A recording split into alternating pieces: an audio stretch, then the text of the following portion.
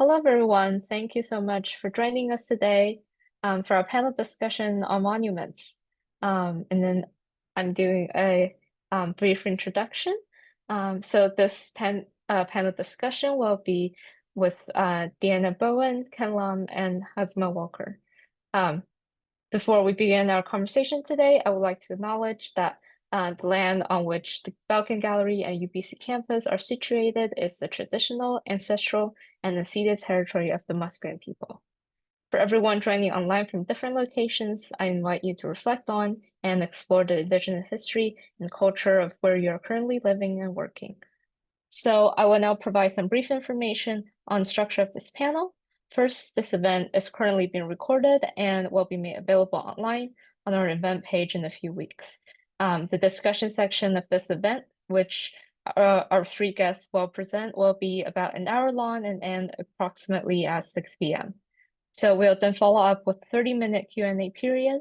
For everyone joining us, please use the chat function respectfully and post your questions and comments there, and then they will be answered during the Q&A. So now I will pass it on to Tatiana Meloma, our curator of outdoor art at the Belkin.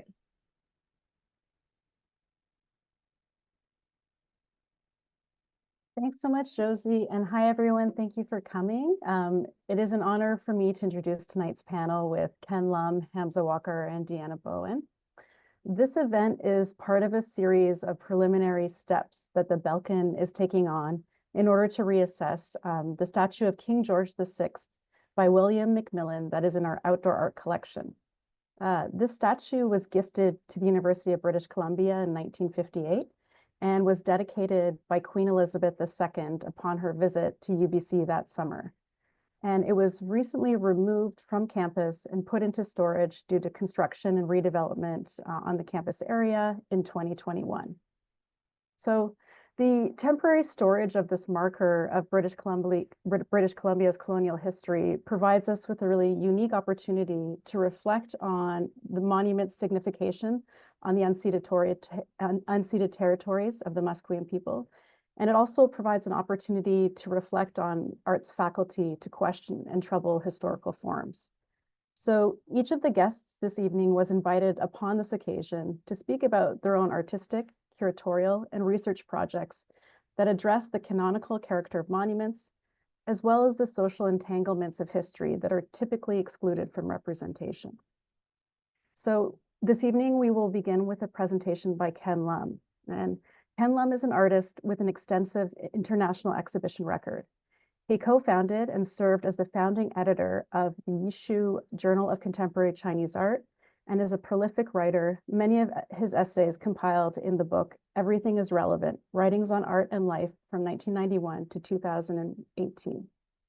Lum has completed many public art commissions in cities such as Rotterdam, Leiden, St. Louis, Toronto, St. Moritz, and Vienna. And he's also curated and co-curated international exhibitions, including the Sharjah Modern from 1919 to 1945 and the Sharjah Biennale 7. Additionally, he is a co-founder and serves as the senior curatorial advisor to Monument Lab, a public art and history think tank in Philadelphia. And he holds the Marilyn Jordan Taylor Presidential Professorship at the University of Pennsylvania. After Ken's presentation, we will have a presentation by Hamza Walker. And Hamza Walker is the director of The Brick, a nonprofit art space in Los Angeles. So prior to joining The Brick in 2016, he was the director of education and associate curator at the Renaissance Society at the University of Chicago, which is a non-collecting contemporary art museum. His recent exhibitions at The Brick include Nikita Gale's Takers from 2022, Candace Williams' Cassandra Press's The Absolute Right to Exclude from 2021, and Post Commodities' Some Reach While Others Clap from 2020. He is currently co-curating the exhibition Monuments to be co-presented by The Brick and MoCA in Los Angeles this fall. And this exhibition will mark the recent wave of monument removal as a historical moment and reflect on the histories and legacies of slavery and the Civil War as they continue to resonate today. And finally, we will close with a presentation by Deanna Bowen. And the artist Deanna Bowen is a descendant of two Alabama and Kentucky-born Black Prairie pioneer families from Amber Valley and Camp Seed, Alberta. Bowen's family history has been the central pivot of her autoethnographic interdisciplinary works since the early 1990s, and that make use of the repertoire of artistic gestures in order to define the Black body and trace its presence and movement in place and time. She is also the recipient of numerous grants and awards, including the Provost Circle of Distinction Award, the Scotiabank Photography Award, a Governor's General Award, the John Simon Guggenheim Memorial Foundation Fellowship, and William H. Johnson Prize. Bowen is the editor of the publication, Other Places, Reflections on Media Arts in Canada from 2019, and is an assistant professor of intersectional feminist and decolonial two-dimensional to four-dimensional image making at Concordia University. So it's a great honor to have all of these guests here with me today.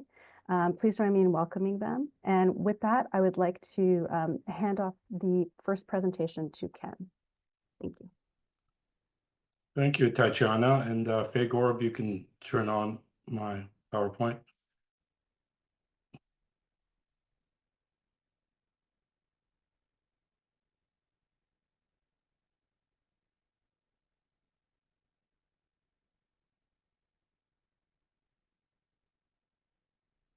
Great.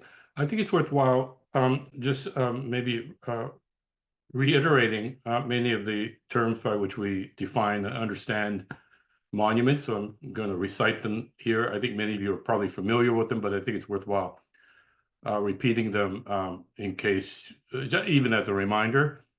A monument must have scale. It must have some relationship to space in a very large way. That's why it's called a monument. Monuments must claim public space. They impose themselves, in fact, onto public space. Monuments impose a consensus opinion in terms of what its narrative is purportedly about. Monuments convey universal truth that transcend time. Monuments also project a cohesive whole unto themselves, highlighting their independence, their autonomy. Monuments also engage in dialogue with other monuments. And if you think about the monuments map from the 19th century in Paris, where you see, Les Invalides, and you see the Tour Eiffel, and you see, La Bastille, the column of La Bastille, and so on, you see that there's a whole network of monuments, and they gird each other's signification in the public mind. Monuments also displace alternative narratives. Certainly hidden narratives that aren't official, narratives that are considered threatening or subversive to the dominant narrative. Monuments also reflect the conditions of the prevailing order. And lastly, and often it's not cited in such explicit terms, but I'm going to do so because it just happens to be true, monuments must continually be validated by the ideology of white patriarchy. Okay, next. So here I wanted to show you a monument from a monumental sculpture, but it's a typically modernist one that dates back even to the 1950s in terms of these kind of abstract humanoid forms that are larger than life and take up siting in a public plaza. And in this case here, it's Joie de Vivre by Marc de Souverol from 1998 in Zuccotti Park in New York City. Okay, and you can see in the background there's also a Noguchi cube with the aperture through it. Okay, next. Now, this is the same Zuccotti Park, and many of you, I'm sure, know, was where Occupy Wall Street took place. So grassroots movements such as Black Lives Matter, Me Too, Occupy Wall Street, and other campaigns advocating for the removal of monuments demonstrate that, no, not yet, sorry, demonstrate that the civil rights movement remains very much active. And the protests vividly illustrate the effects of a societal framework rooted in racism, social injustice, and deep inequality. And this work, Joie de Vivre, expresses the conditions of society as opposed to a representation of its values. Now, this is I guess the argument I want to make is that there's no protests about the removal of this work. I'm not saying we should remove it. I'm just saying that it operates on a different coda. It's not about it's not about its indexing of an image, of a historical image, a symbolic image or a commemorative image, but it is an expression of the conditions of society. And I'll elaborate a little bit more a bit later. Okay, next. The joie de vivre work has a kind of aloofness and a kind of a detachment that, in a way, forms a kind of continuum with the aloofness that characterizes traditional monuments such as this equestrian statue. Okay, next.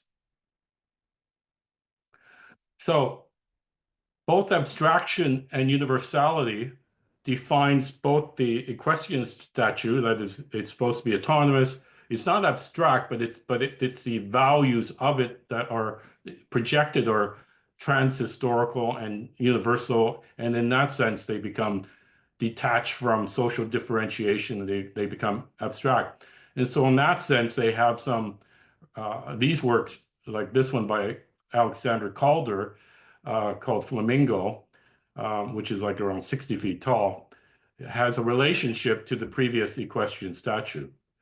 And I want to just concentrate mostly on the American condition, because I think America invented the idea of modern and contemporary art, modern in a slightly different way than the European way of thinking about art, certainly having to do with scale, about not having a subject matter, about a complete negation or complete absolute terms of abstraction and so on, and not bound to social referencing and so on.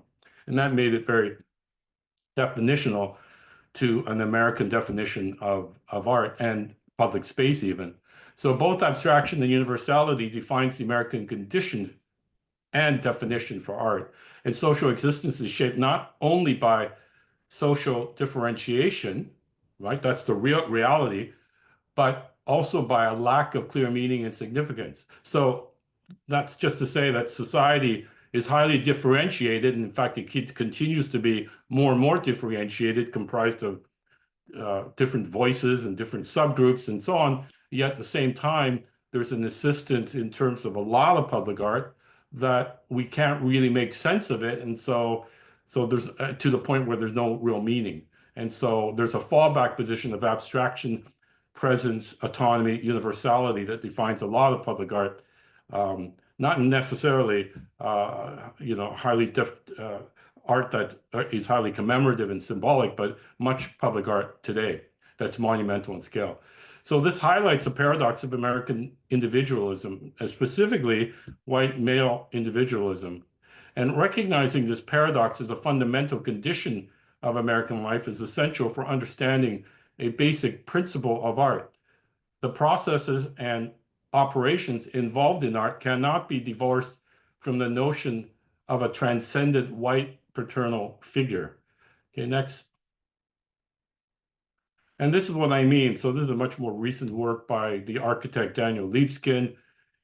It's over, I think it's like 75 feet tall. It has presence, it has autonomy, it has isolation, it has gesture or an action. And it can be, you can interpret it any way you want. It's so in a way it means everything and means nothing. Okay, next. Or this. And I'm not talking about whether it's a successful public work of art or not. Obviously, this is highly successful.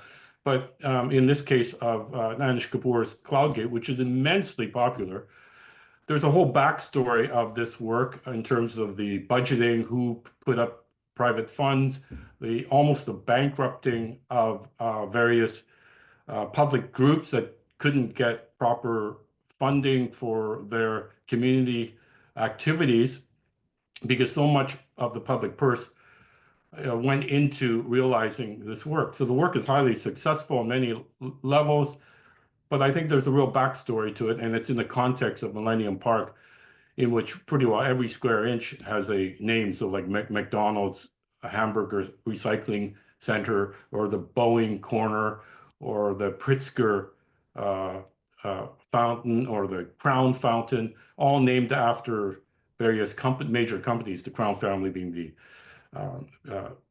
what is it, the headquarters for Hilton hotels and so on. Okay, next. And I want to talk about that detachment from this kind of paradox of this, contradiction between a highly differentiated, socially differentiated society and this insistence on work of art's isolation, autonomy, presence, which is foundational to a lot of monumental public art today, but also highly privileging, especially historically, of white males. And I would say that pretty well every artist that's engaged in public art has to somehow work through or negotiate that history of the privileging of the terms of understanding for monumental public art. So I want to go back to something of the roots of this isolation. And here's a classic example of Canyon de Chelly in Arizona by the great photographer Edward Curtis in 1904. The attributes of isolation, autonomy, presence are foundational to the founding myth of America, and particularly the myth of America as endless, boundless possibilities especially during the expansion, territorial expansion as an uninhabited wilderness was incredibly important.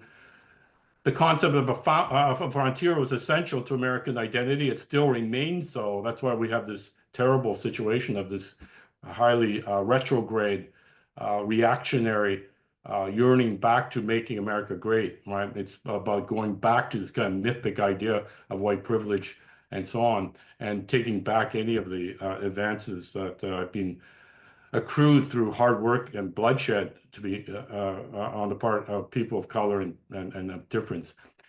So it represents, the frontier represents a realm of boundless opportunities for the self-reliant, actionable white male individual. Okay, next.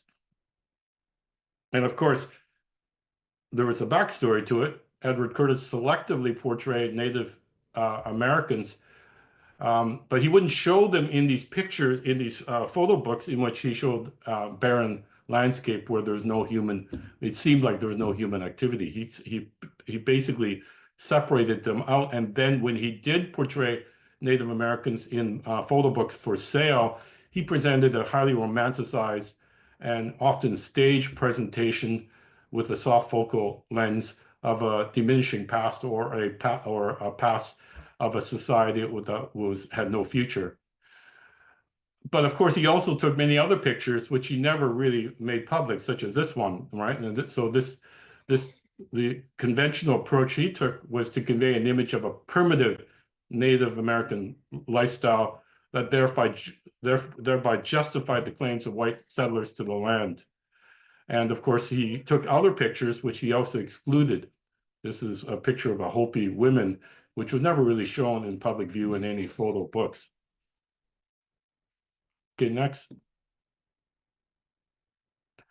I want to show another picture from the American photographer Timothy O'Sullivan, 1867, who worked for the Geological Society, mapping the new territories around Nevada and Northern California, Wyoming, right? And here's a picture of nature, the virgin land again, as seen as paradoxically pure and empty of sociality.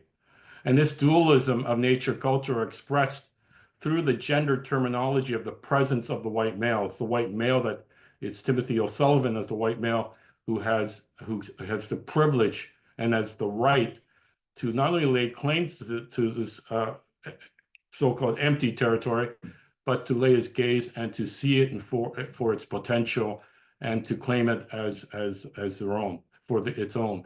Okay, next.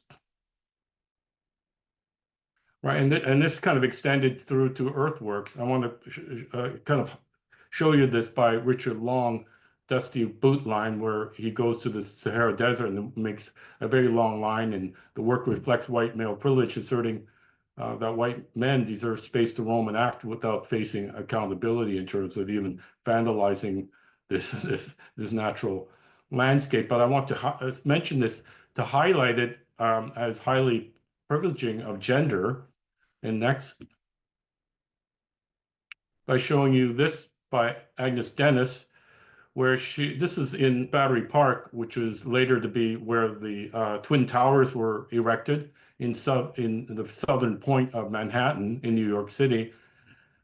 And she grew a wheat field. The wheat was harvested and given over to food banks and to those in need, right? And this was always, and there was actually a fantastic show at the Minot Foundation in Houston that showed a lot of, in fact, it was exclusively, it was 80% women artists, earth artists, who were making work, and they are largely underrated historically relative to the male artists, because this would be much more nurturing. This would follow more the idea of dealing with social problems, addressing or acknowledging the issue of social differentiation, such as need, and so on. Okay, next.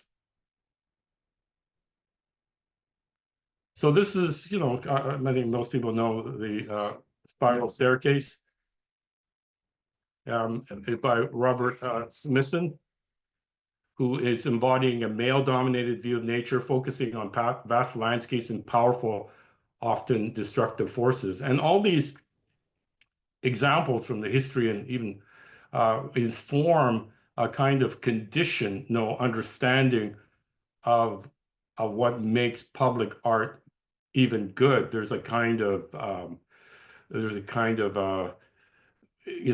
entreaty to audiences today through pedagogy, through examples, through history, regarding public art that favors these terms. Okay, next. Excuse me. Now, I showed you Agnes Dennis. I think I guess she's having her due, but she's certainly not historically as recognized or appreciated as a comparable male artist, let's say. And even more so, if you're a woman and Black, the great Beverly Buchanan did a fantastic earthwork, still there in the marshes of Georgia. The tabby was a type of concrete made out of shells and lime powder and stone that was also used for slave housing and so on. And she's even less known. So I guess I'm making the argument that the more the works by an artist speak of social differentiation in a very embodying way, the more it deviates from what is considered more acceptable in terms of the rules of public art. Excuse me. Okay, next. The last image. And I want to bring it back to the exhibition space because I know it's sponsored by the Belkin Gallery as well.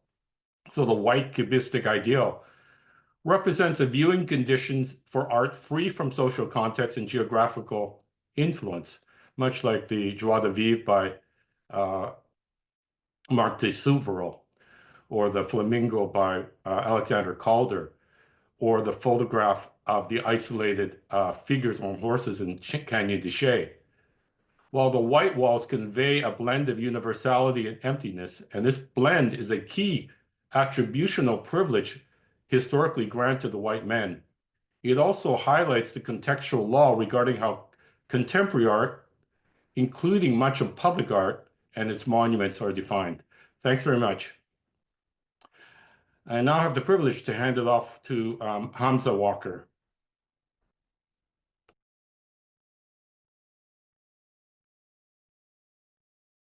Thank you, Ken. That's great. Let's see. All right. Okay, in terms of sound, hopefully. All right. So I'm going to share screen. And okay, great. Okay. There we go.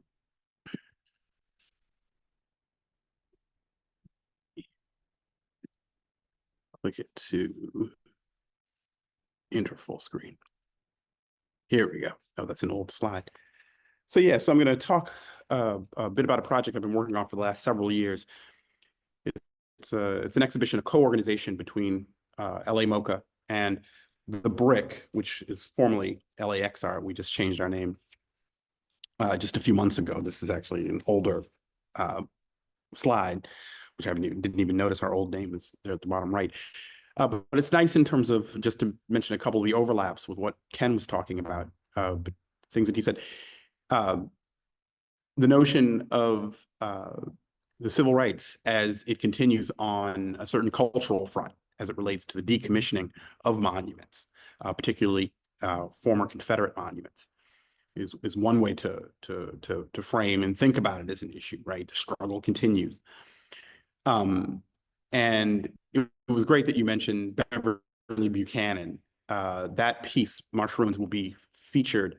There's a photo essay by David Hart that'll be in the catalog for the exhibition, where he just did a beautiful portrait of Marsh Ruins as it is still around, but as it slowly continues to sort of deteriorate, and in doing so, becoming more part of the landscape. And it is actually opposite a tree that is designated as a kind of a memorial to the poet laureate of the Confederacy, Sidney Lanier.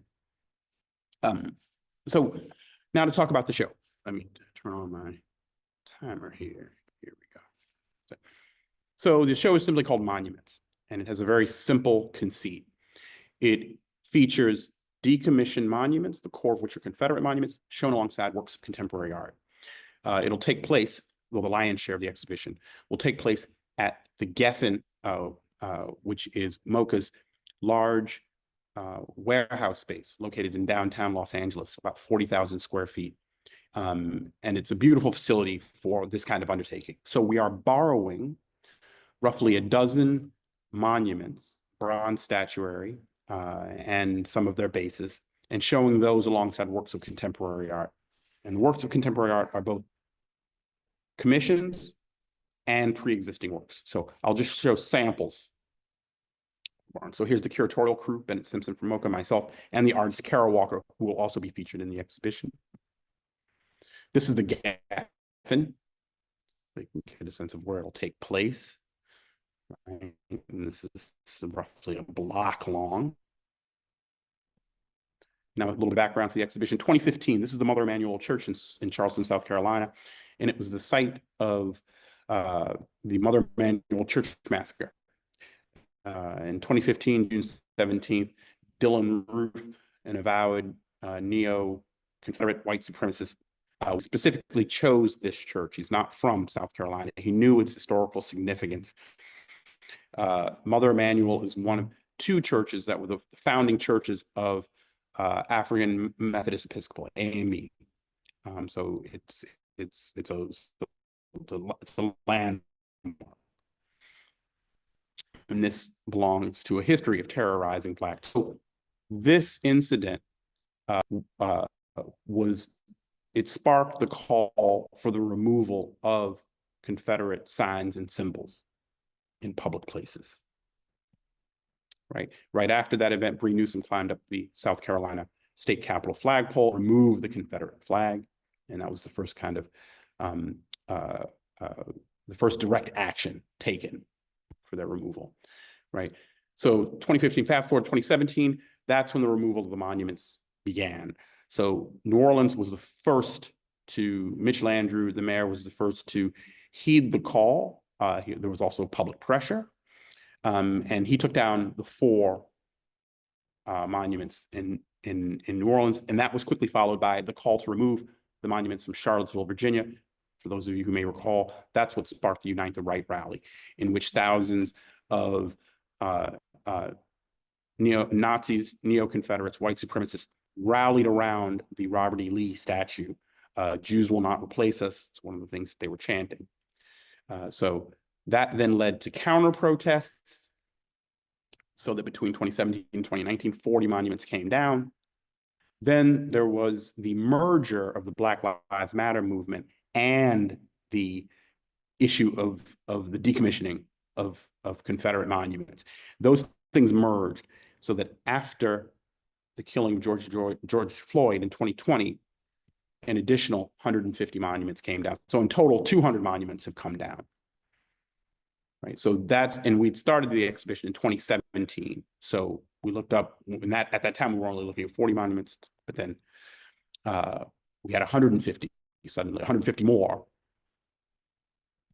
to review. So this is these are some of the monuments that we're borrowing, just in kind of overview, and I'll just talk about a few of them. I'll go through. So this is where we're borrowing them from: Montgomery, Alabama; New Orleans; Boston; Baltimore; Raleigh, North Carolina; Charlottesville; and Richmond.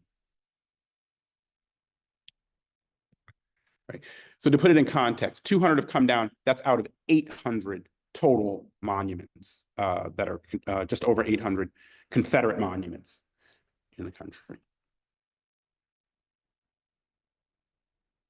So we're borrowing 4 from Baltimore, the double equestrian, and we're borrowing the one on the right is the Soldier and Sailors Monument, and we are borrowing it in this condition as it is paint spattered, been paint bombed. So, and that's the case in a lot of instances. The ones that we're borrowing are a reflection of the protests of 2017 and 2020, right? So that they aren't simply, they refer to that moment just as much as they are historical artifacts in a sense. So these two, a memorial to the women of the Confederacy, Roger B. Taney. He was the Supreme Court justice who was responsible for the Dred Scott decision, right? Which was pretty much the setup, the precondition, precursor to the Civil War, right? The undoing of the Missouri Compromise. Here they are after they were taken down. Josephus Daniels, who I'll talk a little bit about in relationship to, this is a monument that we're juxtaposing directly with works of not necessarily contemporary art, but they're contemporary in the sense that they've only become known recently, and you'll see what I'm talking about. But Josephus Daniels, he was the founder of the biggest newspaper in North Carolina, and he used it as a platform in the 1890s to drum up sentiments leading to the Wilmington Massacre of 1898. The Wilmington Massacre of 1898 is the only successful coup on American soil where the duly elected government of North Carolina was overthrown by a mob of 2,000 angry white men. Josephus Daniels was an avowed white supremacist who believed that Blacks should not have the right to vote. And so the Wilmington Massacre was also one of a number of voting rights massacres, right? Voting rights related massacres of that period. So we're borrowing this from the Daniels family, actually, which removed it in light of the events of 2020. So we're borrowing these from Montgomery, Alabama. Jefferson Davis was the president of the Confederacy. Rosa Parks, you know, one of the greats of the civil rights movement, the bus boycott. This is Montgomery, Alabama, so you have to realize that the Civil War and the civil rights movement both played themselves out in this landscape, right? So you have these layers of history as they played themselves out in the naming of the streets. So this is an actual intersection in Montgomery, Alabama, which was the first capital of the Confederacy before it moved to Richmond, right? So, and subsequently, Jeff Davis Avenue has been decommissioned. It is now Fred Gray Avenue. Fred Gray, prominent civil rights attorney, he actually represented Rosa Parks. So since this has been decommissioned, so to think about monuments in the expanded sense, right? So here is a monument in terms of like, that covers the naming of streets, right? Part of the geography, you know, cities. So, and this is one of my favorite kind of pieces of syntax, I guess, in the exhibition. Let's see. Okay. These are coming from Richmond, Virginia. This is the Jefferson Davis Monument, right? So we'll be borrowing both the figure at the top and the figure of Jefferson Davis, as they are set within this voluminous colonnade. Right. So this is the condition of the Jefferson Davis Monument, right? So to give you an example of one that's irrevocably damaged, and it's now on display at the Valentine Museum, who are the stewards of this, and they're going to loan it to us. And it comes like this. So it looks very much like a work of contemporary art. Franz West. Matthew Fontaine Murray. This is the biggest of the monuments we'll be borrowing, both the globe and the seated figure. Matthew Fontaine Murray was the head of the admiral of the Confederate Navy, and he's also considered the father of modern day oceanography. He did all the current and tide studies that led to very efficient shipping channels and lanes along the eastern seaboard. So he's depicted as a man of letters and science. He's been paint bombed. We'll be borrowing stone from the base of the Robert E. Lee statue that was taken down in Richmond, Virginia, from Monument Avenue. So here's a view of how much granite. That's about a football field. So 3/5 of this is just the Robert E. Lee base, which was 4 stories high. So here are some of the pieces we'll be borrowing. Hashtag days without an extrajudicial execution of a U.S. citizen by police. So we'll also be borrowing this slab from the base of the Charlottesville Robert E. Lee in this condition, right? Text. And we'll also have the Robert E. Lee statue. This is the only statue. This is Charlottesville. This is the statue around which the white supremacists rallied, right? For the Unite the Right rally. This statue has subsequently been given to the Jefferson School of African American Heritage, who has chosen to melt it down, which they've done. It is now in this form. These are bronze ingots, bronze bricks. They're going to give the bronze to an artist to make a new statue. And in the meantime, we wanted to borrow it in its melted down state. So we will have the Robert E. Lee statue in substance, but not form. And this is the bronze before it's been polished. So here's another view of the ingots. Right. And we'll also show the impurities from the monument. And I found this fascinating. This is the slag. The monument, the bronze that they use for that monument is very cheap. It has a lot of tin and a lot of lead in it. And so they said, look, if you're going to reuse this, it's not healthy for anyone to handle. So we'll have to remove the impurities of the monument. So we'll have this, trash bin that's filled with lead and tin slag as part of the exhibition with the ingots, right? Monuments and their impurities. All right, so commissioned artists. So here's a list of the artists we're working with for commissions. Kevin Jerome Everson, Bree Newsom, he's a filmmaker. He's making a film, a portrait of Richard Bradley. Bree Newsom was not the first person to climb up a flagpole and remove the Confederate flag. In 1984, Richard Bradley in San Francisco, there was an exhibition, kind of a League of Nations show of flags in downtown San Francisco. Richard Bradley, and the Confederate flag was one of them. Richard Bradley, dressed as a Union soldier, climbed that flagpole and ripped the Confederate flag down, not once, but 3 times. Right? So a history of Black protest against these signs and symbols. So he's now 78 years old. And Kevin Jerome Everson's made a beautiful 12-minute portrait of him talking about how he trained to do this.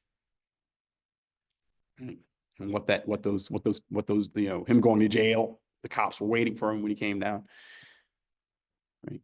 So this is a work by Bethany Collins commemorating the very first Memorial Day. Turns out the first Memorial Day took place in Charleston, South Carolina, and it was under the auspices of a group of Black women they call themselves the Patriot Association. There was a prisoner of war camp in Charleston, and that prisoner of war camp was on an old racetrack. A lot of Union soldiers died. There was a mass grave there. After the war, the Patriot Association wanted to reinter the bodies, recognizing the sacrifice that the Union soldiers had made on their behalf. And there was one newspaper account that described this event, 1865, and it describes the graves after the bodies were reburied as being covered with flowers to the extent that you couldn't even see that they were graves at all. This field of flowers. So Bethany Collins wants to make a piece that memorializes the first memorializers, right? I mean, so here she is working with a stone carver. So we were able to get the stone from a decommissioned Confederate monument to give her the stone, and she is recarving it into flower petals, hundreds and hundreds and hundreds of flower petals. And so the work will, sit on the floor, and it'll show the transition from the base, right? The base form, and then it becomes rough hewn, and then it gives way to becoming this kind of a field of granite flowers. So it's the transformation of the actual object. Right? Pictures of them, so you can see. So that's one approach. Another commission, Stan Douglas, new work, 5-channel video, perhaps the most effective of all Confederate monuments.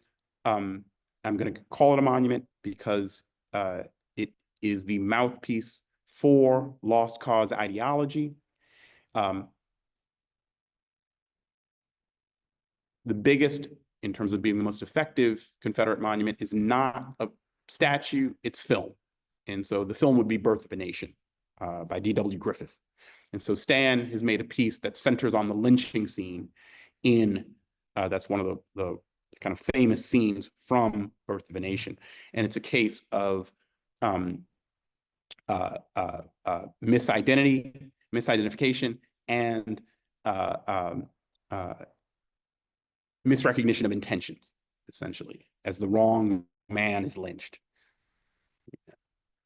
So here's some of the existing works, and I'll run through these real quick. Leonardo Drew, black artist using the language of abstraction, right? So this is about 500 pounds of raw cotton in the shape of a minimalist artwork. Right. Same with Turquoise Dyson, using the language of minimalism. Right. So juxtapose those against statuary. Nona Faustine, this is called the White Shoes series, where she depicts herself around sites in New York City that are former plantations, burial grounds, or slave auction sites. And she is often nude or bare-chested, wearing a pair of white pumps. It's a photo series. Andre Serrano's Clan series from 1990. We'll have Purrier, quick. Hank Willis Thomas, this is a way of getting the Confederate flag in the show, but showing it. This is the car from Dukes of Hazzard, right? The General Lee. So the flag's ubiquity within American popular culture. And this is called suspension of hostilities, right? Is that the General Lee, which is known for its leaps, didn't fail to make them. John Henry, he did a photo series, where he asked mothers and sons, Black mothers and sons, to adopt the pose of the Pietà. And the Pietà is also used in the memorial to the women of the Confederacy, right? And so we wanted to juxtapose this photo series with this monument. So here are more of John Henry's photographs, mothers and sons.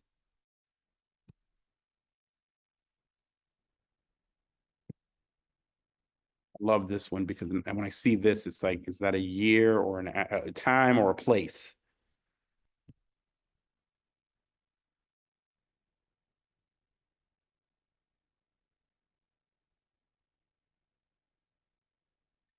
And so I'll end with this piece. Josephus Daniels, and I mentioned the Wilmington Massacre. At the same time, there was a photographer, Hugh Mangum. Hugh Mangum ran, and that's actually Hugh Mangum in the upper left. He ran a penny portrait studio in Raleigh, Durham, that opened in 1897, the year before the Wilmington Massacre. He did photographs that were a penny portrait studio, the citizens of Raleigh, Durham. It closed with his death in 1922, But in that period, what these photographs capture is a Black middle class as a demographic sector, right? When he died in 1922, his photographs sat in a barn on family property and weren't found until 1974. And it's only recently that his glass plate negatives and these contact prints, such that he was doing, have come to light.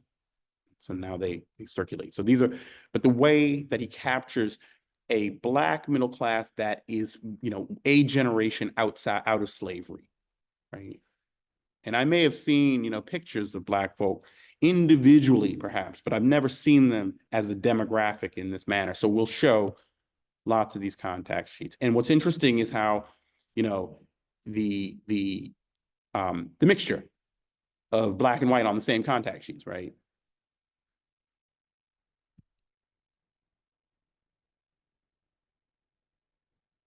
Carrie Mae Weems saw these photographs and she didn't know about Hugh Mangum. She sat upright and she was really taken aback with these, as of course she would be, right? Like the way these photographs, like she's, in terms of how it's, cross, time. Right, so we'll juxtapose these with the Josephus Daniels. So these would have been, folks that would have been contemporaries of Josephus Daniels.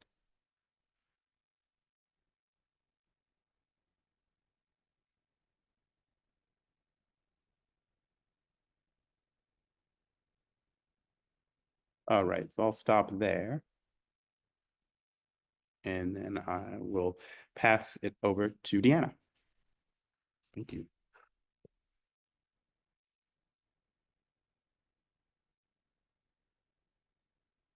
Thank you so much. Now I'm going to try and do this quickly. I have a tendency to ramble. But I wanted to thank my colleagues for setting me up quite so wonderfully in this discussion around Black presence, Black history, white supremacy, et cetera, et cetera. So what I want to do is try to bridge the gap between the United States and Canada in this discussion of monuments as we take on the monarchies that have ruled this colony.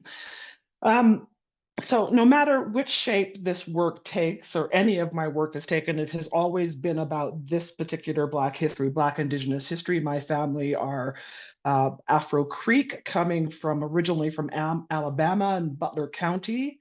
And through a number of decades, we travel along the Trail of Tears up into Indian Territory prior to statehood.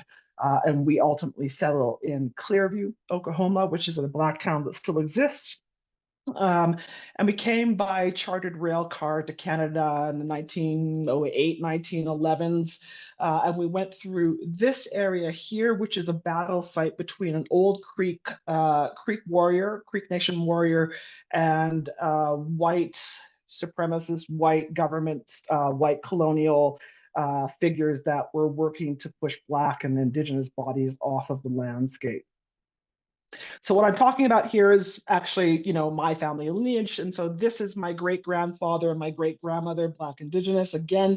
And this is an account of their journey into Canada in one of the local newspapers, talking about how we were pushed back from the border for health restrictions. And it undoes a lot of things that Canada likes to talk about in its relationship to the Black body, and this notion of Canada being a haven for former slaves, et cetera, et cetera. But you really have to rethink that mythology. And I guess in many ways, the practice does this work of shattering that mythology by using our migration and the documents that surround our migration and the government's efforts. I use those documents as a pivot to talk about anti-Black erasure, anti-American Black, I want to say that, anti-Black American sentiments in a colony that very much has its roots in empire. So one of the things that happened with our migration is there is a creation of a petition, 4,300 signatures of white people that actually reside in and around where I'm at right now, which is Banff, Alberta. boards of trade that were adamant that they did not want these Black Indigenous people coming into the nation. The logic really is not in the sense that we were impoverished or incapable of taking care of ourselves. The primary concern with the government is that we were both Black and Indigenous and had the knowledge sets of both histories and were quite successful in our own development of our own kind of colonies that were very much separate from white settler society, but also very much in conversation with the 5 civilized tribes. We get pushed out of Indian territory. Canadian government receives this petition, and it's effectively a plea to the government that says, you know, if you don't stop these Black Indigenous people from coming, then we'll be obliged to resort to mob violence. Now, you know, this is the Prime Minister Laurier government. This is 1911. Lots of monuments have been destroyed about that, around that gentleman's presence, or early Canadian history overall, in the same time frames that things were happening in the United States. But this petition is very important because it is a critical path to this gentleman. This guy is Barker Fairley. He's a white German scholar who, again, started here in Alberta at the University of Calgary, and he's decided to sign this petition that calls for the eradication of Black Indigenous people. And so why does that matter? This guy is a central figure in the narrative of the making of the Group of Seven, a school of painting that some believe is the first kind of concrete, or maybe perhaps the second concrete school of painting that reflected the Canadian ideologies and mythologies about this landscape. Largely, their work is void of anyone. And in many ways, it is work that reflects the sentiment of Queen Victoria and these vacant landscapes that were ripe for colonization. I want to back up a little bit, if I can, to also explain that what also happened to our migration, our community when we came into the country, the formal efforts to ban our migration didn't stick, although they stayed in place for 50 years, and it explains the absence of Black settlement in Canada for, oh gosh, a good 50 to 60 years, up until the 1950s when British Caribbeans came into the country. But in between that time, there is nothing happening, and we are the last documented Black community that has been openly and expressively discriminated against. And so after the laws failed, Maclean's magazine, National Magazine, went about the social effort of trying to deframe, or to, how should I put it, to basically frame us as lesser than. Now, the irony of all of this is that this is, one, a plea for white nationhood, white British nationhood. It's an exploration of all the other kind of hyphenate kind of Canadians that have come into the nation. But this expose in particular is an effort to completely misalign us with stereotypical depictions of former African-American slaves, and they framed us all as being slovenly, not working, et cetera, which is the opposite of what we were.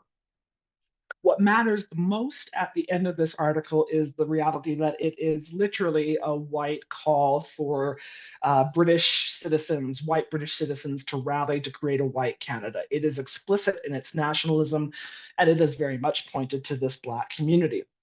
But next to that, what the other thing that matters is the depiction of this Black boy here and this drawing here, which is done by one of the Group of Seven, one of the famous Group of Seven painters, Lawrence Harris.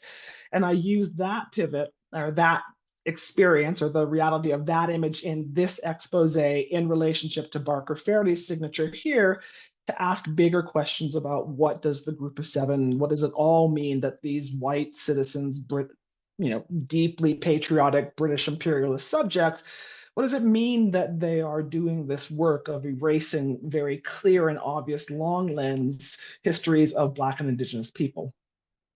So I ended up thinking through this logic that the petition itself is an icon that represents a school of thought, a community of like-minded people that share an ideology. And if you extend that logic, then what we're really also talking about is that the petition really is a map towards, literally a map towards a white supremacist community. So I follow Barker Fairley and his move to Toronto, to University of Toronto, which is my alma mater.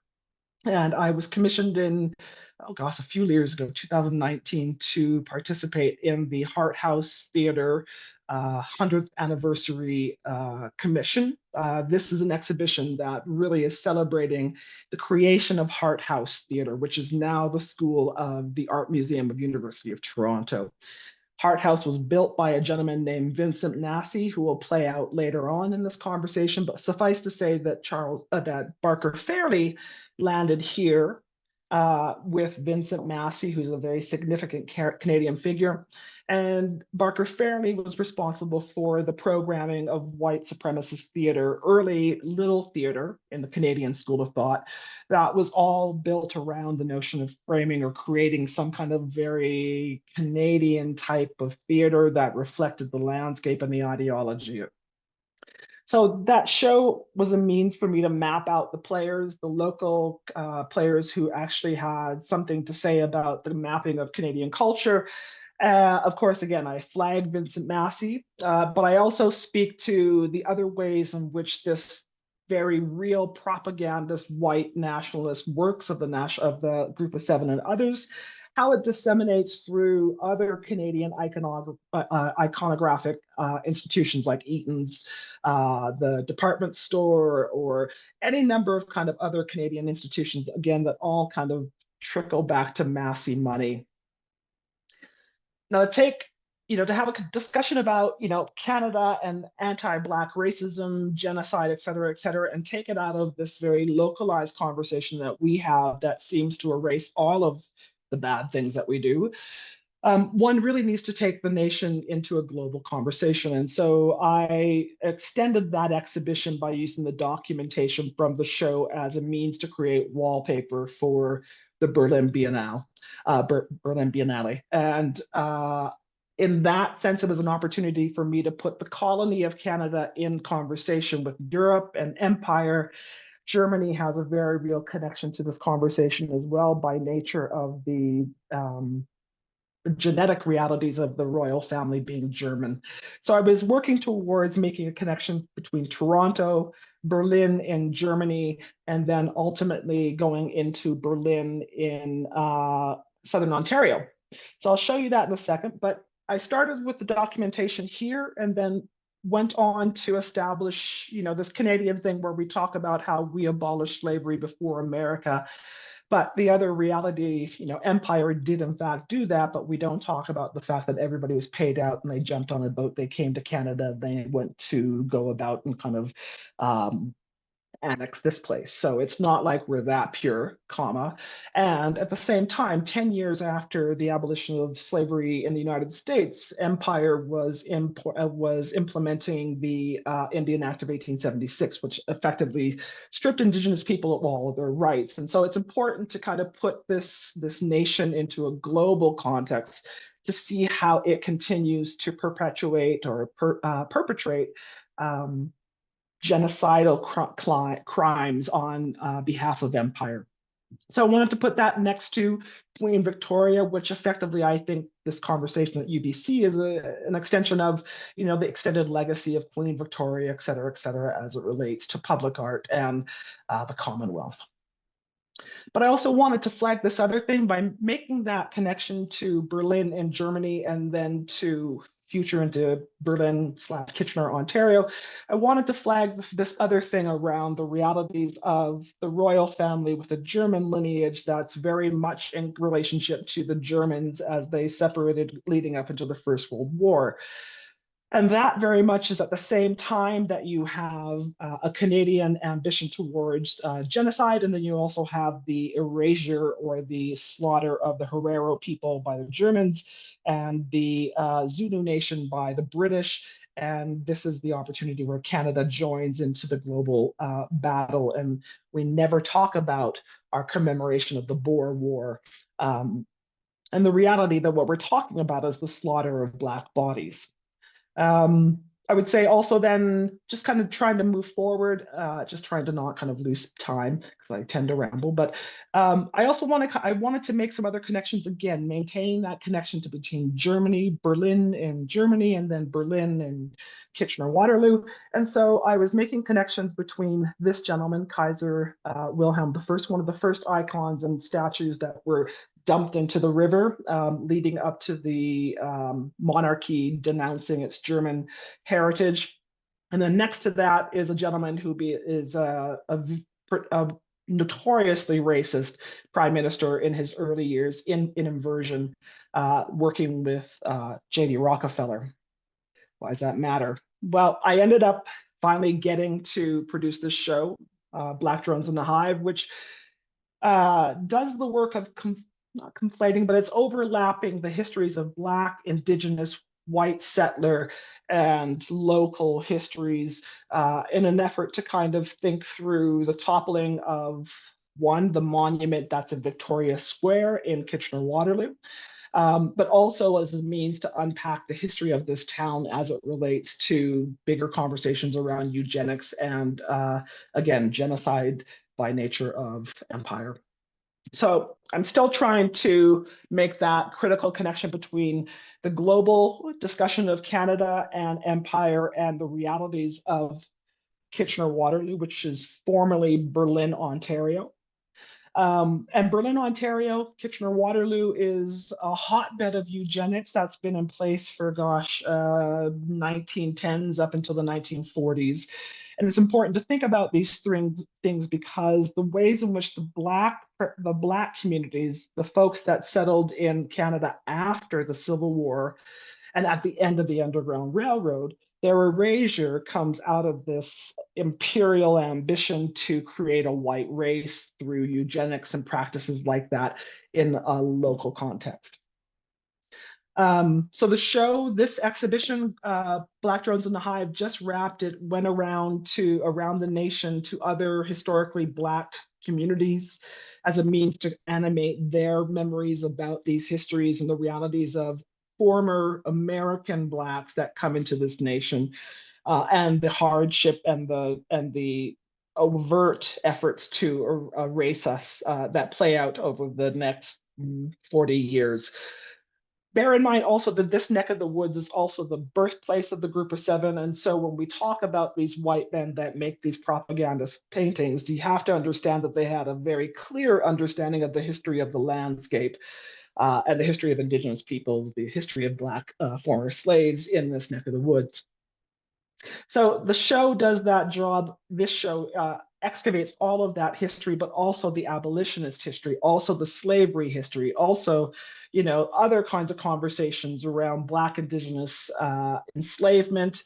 In particular, in this instance, I'm using a first-person oral history of a former slave named Sophia Pooley, who was the slave of Mohawk chief Joseph Brant, who lived a double life of white settler here in Canada, and then as a Mohawk chief in New York State.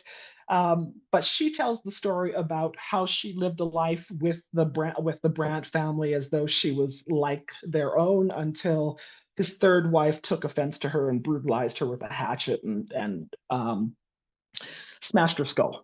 Anyhow, she was sold, not anyhow, but also, she was sold to a white family who, by the name of Hat, ultimately, and that Hat family is a connection to a lovely curatorial colleague of mine, Gordon Hat, who used to run the Kafka Art Festival in Southern Ontario. But the point of all of this is to say that there was a very real long-term presence of Black Indigenous in relationship to white settlers.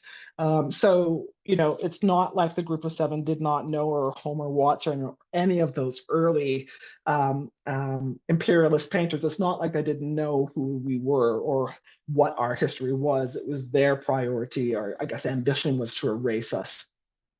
Underneath that is a second testimony by a gentleman named John Francis, who talks about how Blacks, former slaves, their land is being stolen by nature of the fact that they don't have language, or they don't have literacy, or they don't have arithmetic skills. And so when we think about that, we're really talking about the cottage country of this elite white community of British imperialist social servants, et cetera, that took over this land, stole this land from these Black bodies. This testimony sits underneath an eagle song that was created by a very good friend of mine, Archer Pachowis, to speak to the relations again, but then that sits across from Homer Watson paintings and other group of 7 paintings to have this very real conversation about, the work that is in the Canadian canon versus the history that is often erased, that sits quite close to the surface underneath all of that. That show led to this show, which is might be familiar to some. This is a project called White Man's Burdens, an extension of the logic.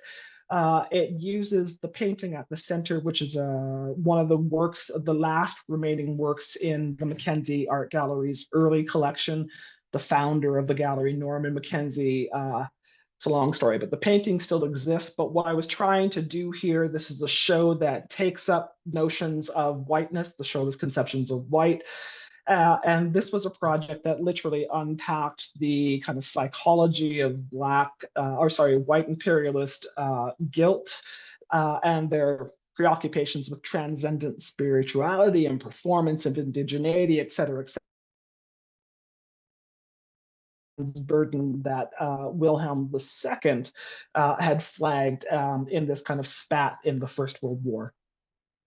But what I really was more interested in here, because this was a tour that was going between Vancouver, Regina, and Toronto, I wanted to see if I could make a connection between the Massey family that I had flagged before. And of course, the Massey, it wasn't Vincent Massey that funded all of these kind of cultural institutions, because if you go across Canada, the Massey family has had the hand in the construction of every single major permanent collection in Canadian institutions across the country. So I wanted to see if there was a connection between these institutions, and of course there was, by nature of the Massey family, who created the Regina Gallery, which is the precursor to the Mackenzie. I know this is a lot of information, but the short of it all is that everything is everything, and the Masseys are the architects to everything that we're speaking to. And that show got me to this installation. This is a project that I completed in 2023, which really is part of the reason why I'm here to have this discussion about monuments. It's a piece that was part of a project that was framed around leading women. I created a genealogy that basically mapped a history of my family from my great-great-great-grandmother and my great-great-great-grandfather, by nature of census records, up to the year of my mother's birth in 1943. And I'm doing this as a means, again, like other shows, of contextualizing Black history, Black American history, Native history, Indigenous history, empire, colonial history, and in this instance, I'm also documenting colonial violence. And so the project works from the introduction of the Hudson's Bay Company, the fur trading company that is part of the very foundations of this nation, contextualize that with Queen Victoria, and then Victoria, we forget that things like, Sojourner Truth, Harriet Tubman, these things happen in the same time frame as Queen Victoria, or that, say, Egerton Ryerson, who created the residential schools here in Canada, is again of the same time frame as Uncle Tom, right? Again, and nobody ever really thinks about the fact that Uncle Tom's cabin actually is here in Ontario, in Dresden, which is a former which was one of the first Black settlements that was created by Josiah Henson. We're also talking about the abolition of slavery at the same time in which Indigenous people are having their rights stripped. We're also talking about the introduction of the railway in all kinds of North American global extractive activities, and the need to transport resources from one place to the other. And specific to Indigenous history, we're talking about the killing or the slaughter of the bison, this primary food source that worked to contribute to the starvation death of Indigenous people across the country. next to that is another kind of discussion about other histories that kind of go along. But suffice to say that the introduction of this project hurt a lot of people's feelings, which is fine by me. And I'm probably sure I'm over. So if somebody giving me a time thing, okay, I'm okay. Whew, I'm at 20. I'm going to stop now. Sorry. But suffice what I wanted to say was that the work did the job by nature of my family's genealogy of unpacking the Canadian mythology of many things, its relationship to indigeneity, its relationship to American history, Black bodies, et cetera, et cetera. And in doing that, I also inadvertently did the job of, one last image if I can get there, of exposing the white supremacist activities of the National Gallery in its foundational years, which led to a bunch of drama. But suffice to say that this very personal strategy of mapping a family genealogy and journey into the nation has done this job of basically unsettling and undoing a national narrative of its culture and its history. And I'll stop there.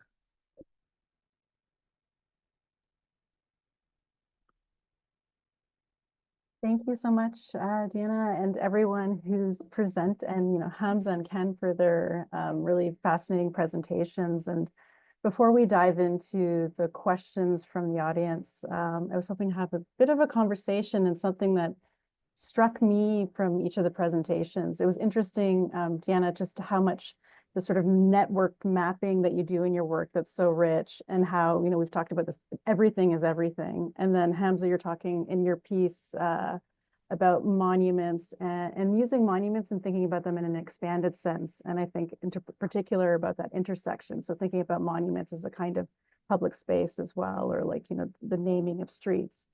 And Ken, you also in yours alluded to, you made this connection from the monument to the white cube, which was really, I think apropos, and it makes it sort of, there's a thread here. I'm wondering if we can talk about, this definition of monument, but can we really, how do we trouble that definition? And maybe what are sort of the tentacles of the monument beyond the sort of sculpture and, this sort of iconic sculpture that we identify with? And what does it mean to take down one of those monuments as well? Sort of wanted to open that up. I don't know, Ken, if you want to start or have thoughts, or anyone. That's about 10 questions there. Well, I was kind of interested in the question of what are the prevailing conditions that shape our understanding of what a monument, not just what a monument is, but also what is how a monument should be, in fact, right? Because that's become so naturalized in us. We think of it as organic. It's just been so naturalized, right? And so there has to be some unschooling of that, I think, on a pedagogical level, right? And a kind of pulling back and expanding the frame, so to speak, so you can that allows for the taking in of other subjugated knowledges, subjugated streams of history, so that it comes into view. So I think it's important for people to recognize that when they look at let's say a standard, if I can frame it that way, a equestrian statue of a soldier general, that people have the tools, critical tools within them to look at it in connection to what are the histories that are not being said, what is being negated by this presence. So I think that's really important. Do you mind if I jump onto that? Yeah. A couple of things I should say. The piece that I produced for the National Gallery worked out to be a kind of monument, certainly for Black folks anyhow. And it was a project that spoke back to another kind of distinct monument, the Parliament buildings here in Canada. And so this was a project that was very much in conversation with that institution. But what Ken's saying here about, the teaching, or there's got to be a means in which a community can kind of come into a piece and understand its significance. And so for that piece at the National Gallery, it came with a bibliographic kind of listing of all of the images that were part of it so that people could actually look that up and understand the history.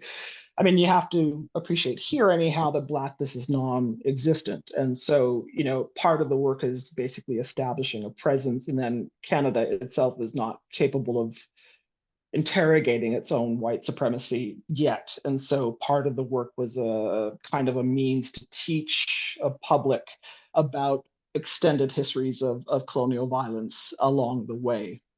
So that was one thing that I was certainly thinking about in the scale and the location of that work, and the very real necessary pedagogic reality that perhaps responsive works to monuments should consider.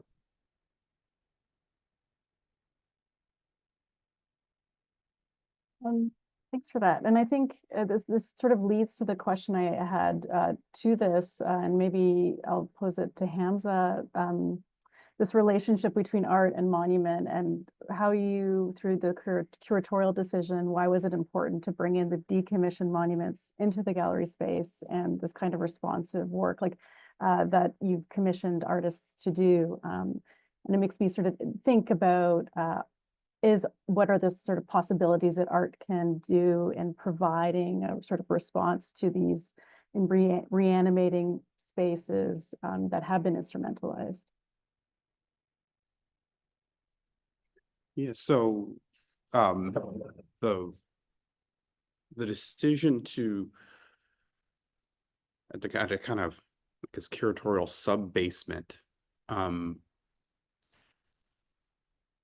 to borrow decommissioned monuments, it was important that they be decontextualized. So in a very literal fashion.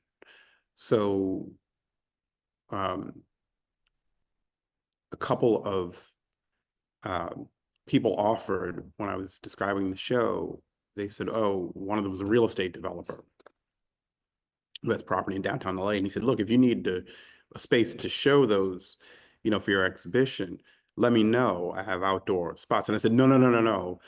Showing them outdoors is too close to their native habitat.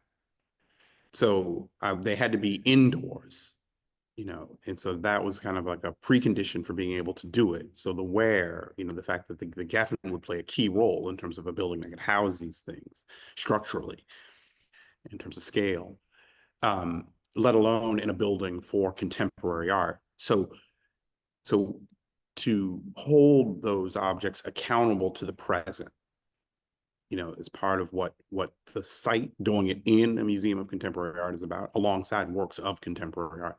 And as I mentioned, some of them are damaged, so that they are artifacts as much about this moment as they are, you know, about, you know, civic values and ideologies of the past. So they also won't be shown on pedestals. So they will be shown on the same ground plane, you know, on the viewer's ground plane, which actually reanimates them as monuments, because they're often in a median or at a remove, so that we don't have a sense of our own scale to the statuary itself. So just at a kind of, I guess, you know, a physical level, right? To then have that kind of relationship to it. So it reinstates, you know, another kind of presence physically, right? So to decontextualize them, then to give them, and you get a sense of their scale in a different way, and also their materiality. Because I think when we talk about monuments, we tend to talk about them as this category of objects that's just like, they are what they are, especially if it's bronze statuary. I mean, I'm referring to that specific set of monuments. So the issue of like, who are they? Who were these men? What did they stand for? What's the rub, right? So part of it is to try and deal with, you know, the ones that we have in their specificity, right? So we talk about monuments and them coming down. It's still, we never quite get it what they were and what did they really stand for? You know, who were they as individuals, and to unpack that, you know, on the grounds of the here and now.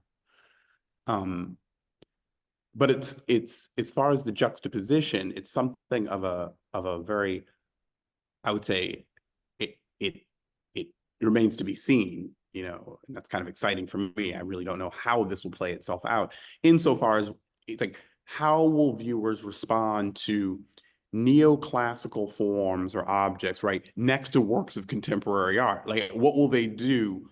It's not like there is, of course, a portion of the public that is predisposed to looking at contemporary art. But for a general viewer, they might be just like, well, what, like a neoclassical figurative statue, regardless of who it is such a paradigm of a kind of beautiful thing, you know?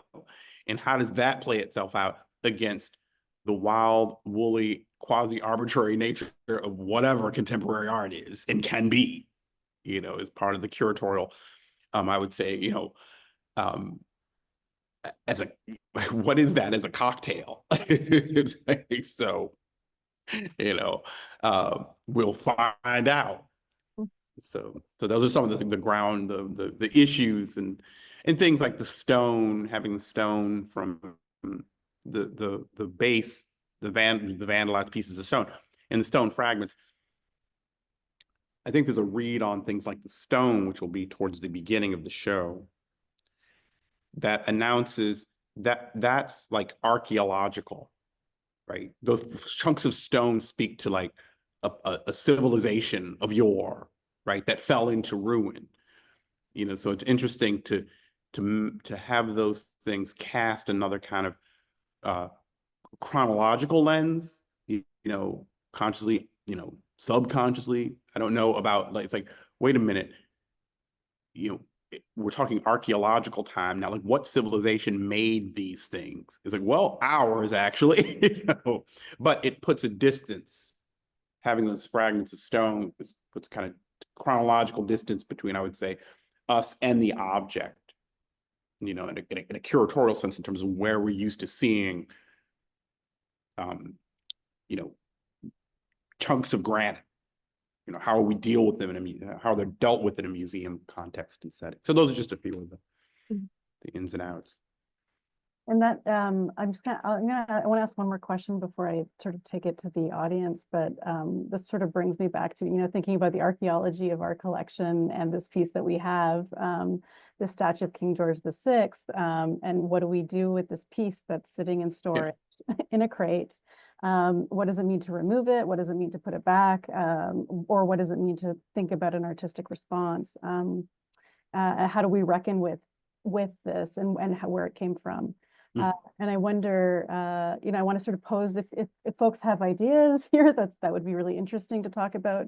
I also wanted to maybe ask, I know Ken has thought about King George VI a bit too, and I wondered if you could speak to some of your research on him as well to give us some context to this question.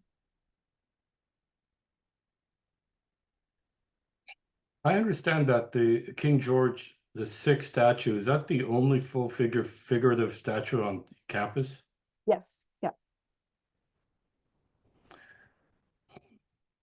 And King George VI, of course, he was the king of the British Empire in its decolonial phase, right? Not the kind of, let's just say, the meaty phase of the Victorian, then the Edwardian, or the King George V phase that preceded the Second World War. But the King George VI was not of course, he was the king of an empire in decline at that point, right? Just prior to decolonization. In fact, his life kind of extended right to that point. So, and he was not an entirely unsympathetic character as far as royals go. So I would, you know, I have a lot of feelings, not arguing for the support, but I do think there needs to be a lot more dialogue about what would be the loss if you never put it back up. What's actually lost? I'm talking about in terms of even the response and dialogue.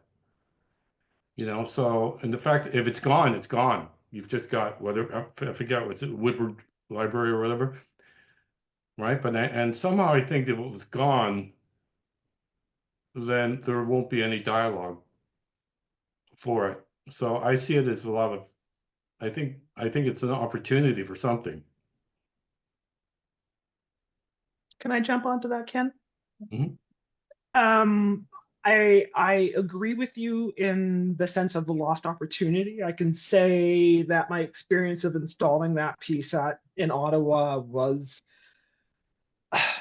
expectedly violent and then unexpectedly violent in the ways in which the white Canadian art world responded to an alternate telling of its history.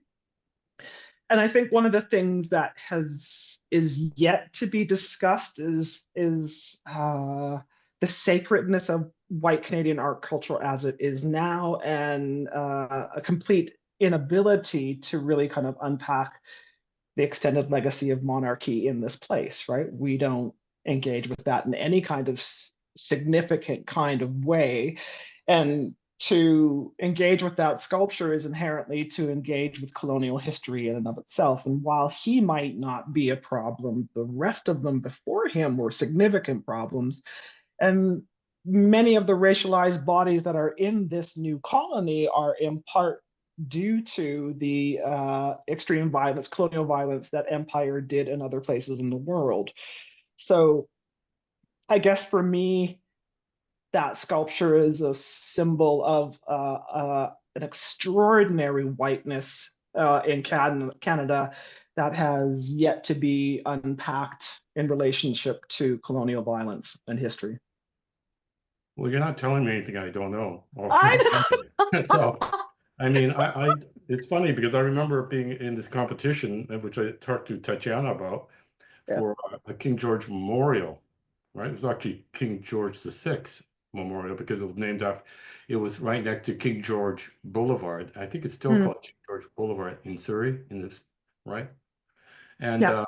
so the whole project was the King George Station, King George VI Station, Yeah. and King George Boulevard, everything, Yeah. right? And so I proposed a monument of King George VI based on a photograph of King George VI as a 2-year-old, where he's sitting on a rocking horse, right? And he's got a feathered thing. He's got I forget what else he's carrying. You know, he's quite cute. At that point, he was still known as Edward, or Birdie is his nickname. And then I got a lot of, when I gave that presentation, a lot of people said to me with respect, you know, you can't do that. You can't do a representation of King George. Don't you know that this is about white, you're just reifying the whiteness of King George and so on. I'm going, yeah, I know. I don't think I'm doing that, but, you know, but I was sending up the question picture, right, of him as a 2-year-old, right? But, you know, if that's a line in the sand for a lot of people, it's a line in the sand. That's the way it is. But I do think I have ambivalence about it. I mean, my family certainly suffered in terms of, you know, British rule, you know, the bombing of Canton Harbor. I went to Admiral Seymour School in Vancouver. Admiral Seymour was the left-hand man for Lord Elgin, right? The Elgin Marbles. And he was told to bomb Canton as the opening salvo of the Opium Wars. 1860. So it's like you know, so, and that's the school I went to. You know, I would feel better if they changed the name of that elementary school, given that even at the time it was close to 50% Cantonese students. You know, so I just think, you know, for UBC, you know, it's a first figure, it's a colonial work, but it's also a derivative work. It's a work that is a copy of one that's, I think, in front of Buckingham Palace, right? And so it's got an interesting history. And I think there's opportunities there. That's all. Can I ask a question more than an answer, which is, I'm very curious about the kind of parallel discussions of American relationships to monuments and Canadian relationships to monuments and the very distinct histories. And I'm curious about, you know, is there a conversation to be had between the two? What are the things that get teased out? And I'm curious about in a country that is incapable of acknowledging its Black history, and in a country that has not had a civil rights movement of any kind of in any kind of way, how do you situate this nation and this discussion about this statue into a conversation with what Hams is talking about? They're very, very distinct things in many, many ways. And so as a Black person, a Black Canadian American person who is often in conversation with notions of Blackness that are grounded in the United States, it's a super interesting conversation for me to have around how we are taking up concerns, say, of Black Lives Matter and civil rights movements and activisms around monuments and picking those things up here when we don't have a practice, we don't have a history of civil activism, civil rights activism in any kind of way. We've yet to interrogate the realities of segregation in this country or any of the other kind of human rights kind of failures in this nation. So in many ways, it feels, to be quite honest, like a performative discussion that is kind of cart before the horse in my mind, in the sense that we haven't adequately discussed what this nation's history is yet to have a discussion about the taking down of monuments, certainly in relationship to what's happening in the United States. Does that make sense? Yeah, or for me at least. Yeah, it's that I agree completely. There's like those are two different, and I think that needs to be acknowledged just as a measure of respect. You know, that these are two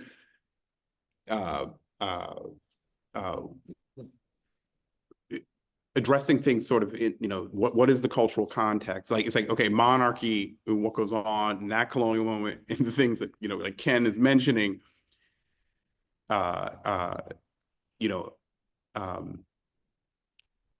that how is very different than the kind of the set of forces that would lead to the wave of Confederate monuments, right? I mean, there's the United States before the Civil War, right, and its memorial landscape, and then there's the United States after the Civil War and the memorial, two different memorial landscapes, right? One, and so, you know, in some sense, with broad brushstrokes, for example, the City Beautiful movement, right? The Civil War also coincides with the creation of new public spaces and parks in urban areas. And so there is so what story shall we tell ourselves in these spaces? And that coincides with the 50th anniversary, 1915, of the Civil War. So there's memorialization and commemoration of the Civil War at the same time, by which time the Lost Cause was in full effect. Now, the Lost Cause paints the South as a noble victim, right? Which downplays the role of slavery as the cause of the Civil War, right? So the story is, how did, you know, an army that openly rebelled against the government, were traitors, become heroes, right? So the South lost the war but won the PR campaign. Like, how did that happen? You know, so, and the Lost Cause ideology is what took hold, right? So in order for Lee and for them to become, how did they become? They were fighting for a white ethno-state, right? I mean, how did they become figures of civic pride and virtue, right? Well, there was a demand for it, and this is the story that we were telling ourselves at that time that was in circulation. And Birth of a Nation, 1950, even was like lighter fluid on the fire that was already there, you know, along with the commemoration of the war. So those kinds of things, I bring those up just to talk about the set of forces and confluence of things that led to the creation of this, that then became a sort of, you know, it was a textbook campaign, right? So this, and to your point, Deanna, even though on the one hand, I want to respect the specificity of the Canadian situation in this particular monument, you know, and what I was describing just in broad brushstrokes here in the United States, But in a different way, the thing you're saying about acknowledging history is actually what makes the two things exactly the same.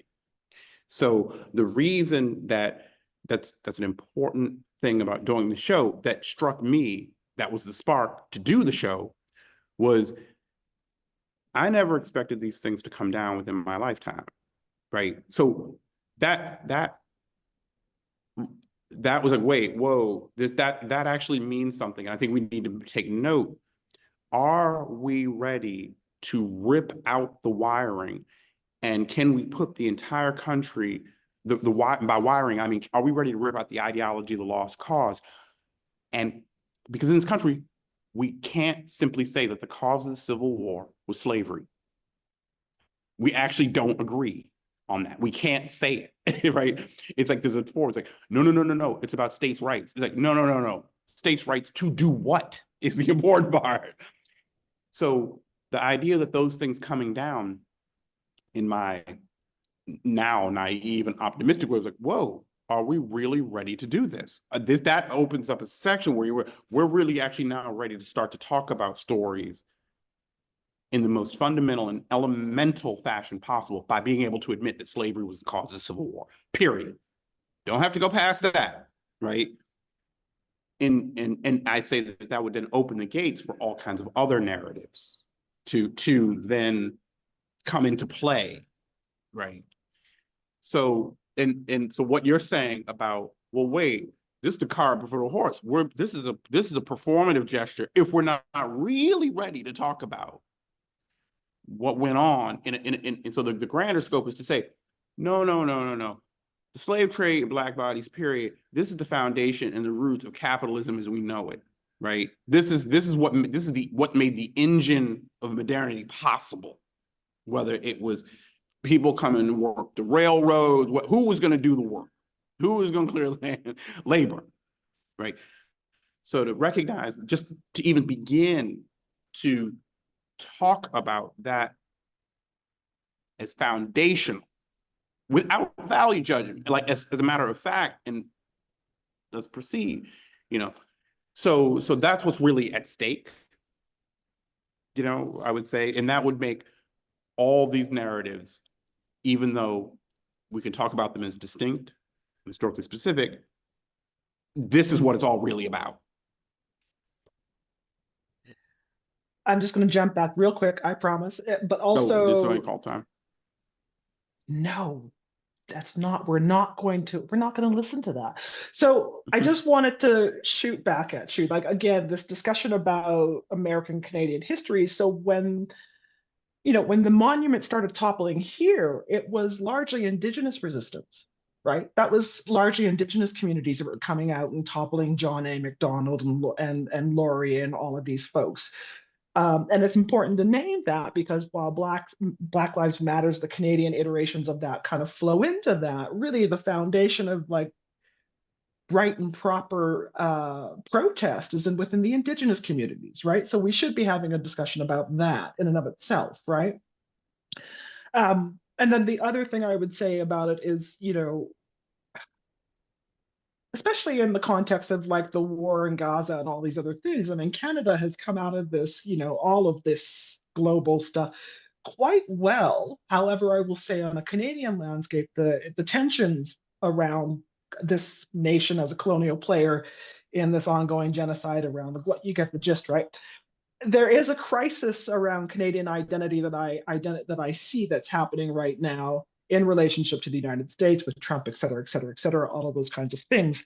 But it still begs the question of how does a nation go about asking questions about its monuments, relationship to monarchy, et cetera, when we haven't had the most basic conversations around, say, the other icon or the other monument in this conversation, say the National Gallery, that perpetuates a narrative of white colonial relationship to Indigenous communities and nothing else. And so the problem about these discussions about the dismantling of monuments is we have only ever begun to have a binary discussion around what these colonial histories impact. We've yet to discuss how, say, Ken's history or my family's history or any number of other communities' histories have been impacted by this colonial violence. And we've yet to see the artwork that actually responds to it as well. These are not seen in our national institutions. And so again, I'm just kind of questioning these things around, is it really a question around King, whatever number he is? Is it really about that? Is it really about that? Or are we really having a conversation about finally embarking on a meaningful discussion about white supremacy and racism in this nation? There's families, my family's been here for over 100 years, you know. Ken, I don't know how long your family's been here, but at some point or another, we need to start to talk about, you know, the construction of other monuments and what it really means to take down these colonial monuments, right? And better still, it's 2025, and why haven't we done it before? Why haven't we had these discussions before? And what does it benefit if we continue to have these conversations in parallel with the United States like we're there when we're really not, right? Because again, we're pretending, right? Well, so there needs to be, yeah, go ahead. No, I was gonna say it took, you know, the reason I started with the Mother Emanuel Church massacre, just to remind us of what it took to initiate this conversation. Yes. Right. Yes. And that's within a history of terrorizing Black church. So it's like, whoa, wait, enough is enough. This is all, what does this really stand for? Right. Yeah. So the catalyst for it, it's not like it just came about because of the nature of civil society. You know, like it took blood. That, and the thing about that, the Mother Emanuel Church shooting is that it is the 1963 bombing of the 16th Street Baptist Church in 1963 in Alabama is still in living memory.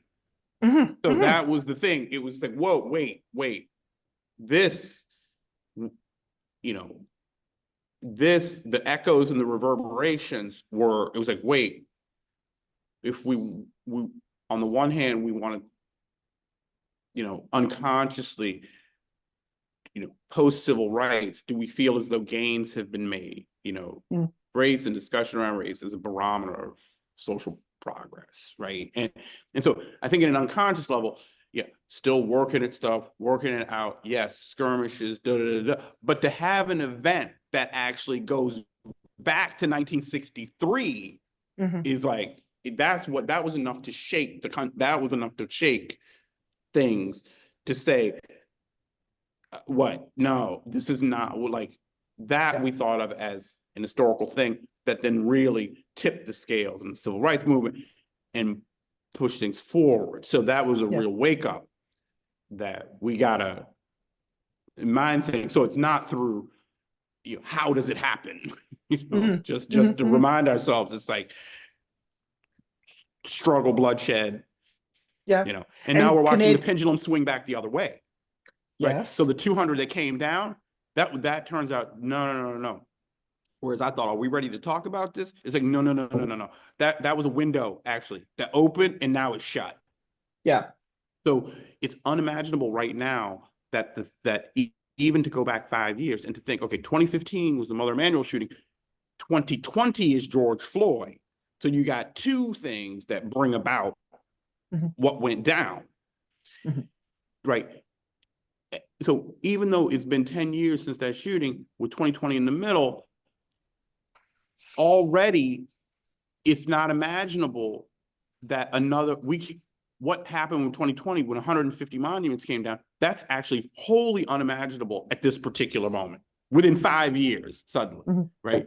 That this pendulum has swung back that far to make that moment seem anomalous rather than a step forward, right? So the reaction to it is in some sense far worse than the thing itself, right? So if you pull down 200 monuments, it's like, okay, you're going to activate a whole thing that is going, you know, just like to try to ensure that won't happen again, that discussion and that direction is, you know, eclipsed. So. Ken, you might have an opinion on this. I wanted to say that, you know, one of the other non-monument monuments or significant moments in time is, of course, George Floyd. And we continue to go back to 2020 for that, right? And thinking about here how most Canadian institutions use that moment to introduce Black artists, Black faculty into their institutions. Canadian in particular, I am a George Floyd at hire at Concordia. There are any number that are across the nation of introducing Black people. What is it? The co-option of American civil rights activism as a means to introduce racialized Black bodies in particular into the Canadian cultural narrative, right? It's a add-on that just happens, like, but again, we're not able to have the discussion around anti-Blackness in this nation, and nor can we discuss kind of, any number of kind of other issues around the way that Canada continues to steal, I'm using that word specifically, but they steal activist language and rhetoric and movements from other places, because this place is not a place that actually honors activism or protest at all. I can't think of anything that we've actually protested for in any kind of significant manner, except for the trucker convoy of white supremacists that landed on Ottawa a couple of years ago. So there's this, we'll have a conversation. It's messy, but anyhow. I think that's an interesting question you raised, actually. I never thought about it before, so I appreciate it. That the operations and procedures, even and a lot of the discursive way we discuss racism in Canada basically adopts, procedures from south of the border. Yeah. As opposed to a Canadian-derived one that reflects the terms of understanding of the history of Canada, for example. I think that's a really great point. I do think it's worth amending something you said earlier in terms of, well, Sure. we don't have this, Canada doesn't have this same history. Of course, it's not the same history, but I can think of many civil rights moments, so to speak, in Canada, many, from removal of Black neighborhoods in Halifax and Vancouver. But those are not civil rights. No, but those are No. not civil rights moments. No, Those are actually the dispossession of Black people. They're not the same. That. I'm just trying to frame it in a way that links up with the question of justice, social equity, and so on. So in that sense, it can be a way into civil rights activism, because there were people who protested it at the time as well, right? Yeah.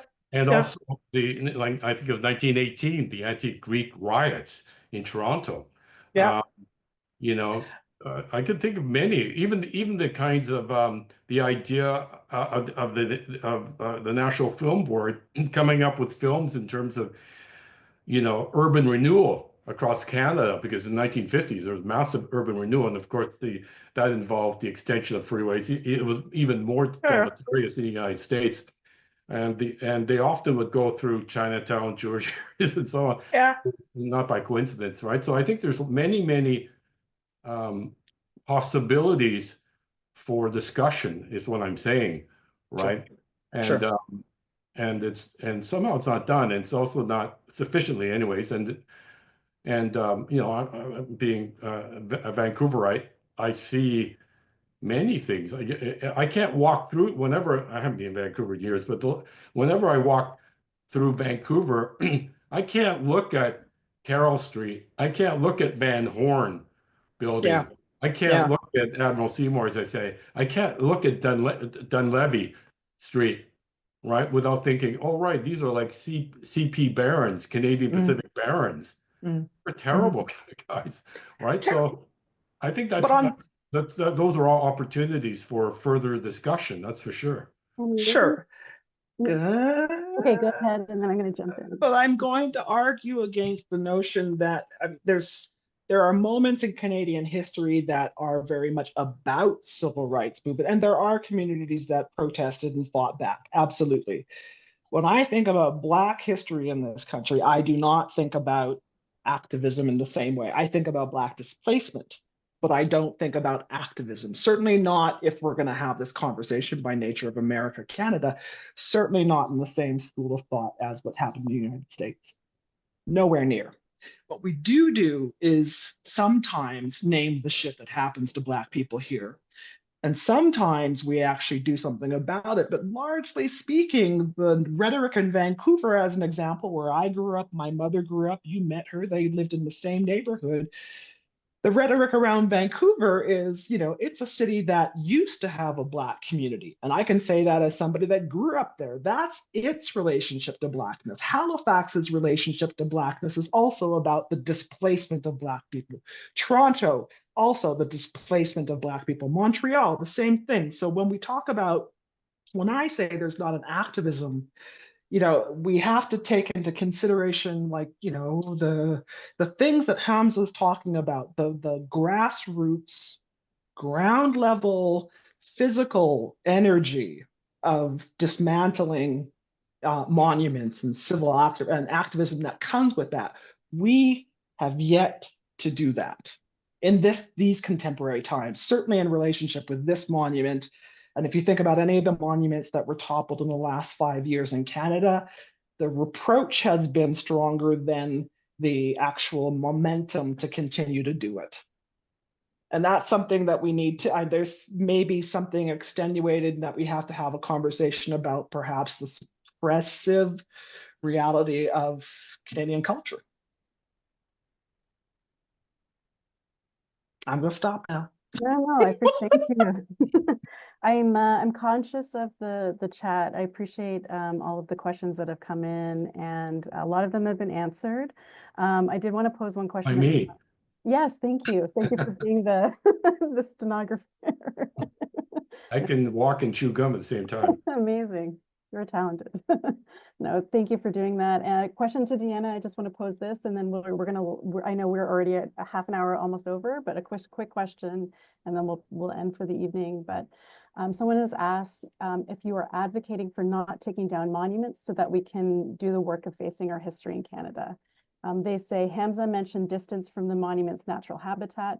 In your practice, as viewers face with the distance of the documents and the pain and the horror, there's a question here. They say, I wonder if you question this distance. Here in this country, yes. In this country where we continue to do the, push away to any kind of social inequity or anything, the narrative about us as Haven is so strong and so wrong, and it creates so much distance from the histories that we need to engage with. Do I think we need to take them down? I wish, no, I think keep them up. I think really at the end of the day, in a Canadian context, about anything that we're talking about is a need for earnest discussion in its context, in relation to our history and not in relationship to anybody else's. And that is a hard thing to do here, right? And then also to have a public discussion about what these monuments mean. I mean, that would also require a hand in media that we just don't have. And again, that's another discussion about how there just simply, I don't think, is enough room within kind of the social structures, Canadian social structures, to actually get an earnest left-leaning, for lack of better, critical discussion going. The media here has this extraordinary ability to turn anything bad that happens here in Canada into a news cycle that lasts no more than 2 weeks. We saw that with Trudeau and his brown face, and good Lord, how did that manage to skip that way, right?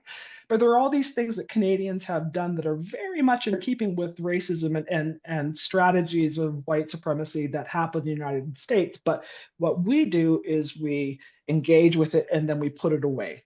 2 weeks at best for every conflict that Canada has ever had in the last 10 years. Don't quote me on it, but many of them. And so there's just this fundamental issue of we just need to be talking about all of these things. The monuments aren't the point. I don't think. It's a cultural concern of Canadians finally growing up and seeing themselves in something bigger than like a big hockey arena, or something along those lines. People need to grow up in this country to actually engage with the realities of this history. And so if the monuments can help it, great.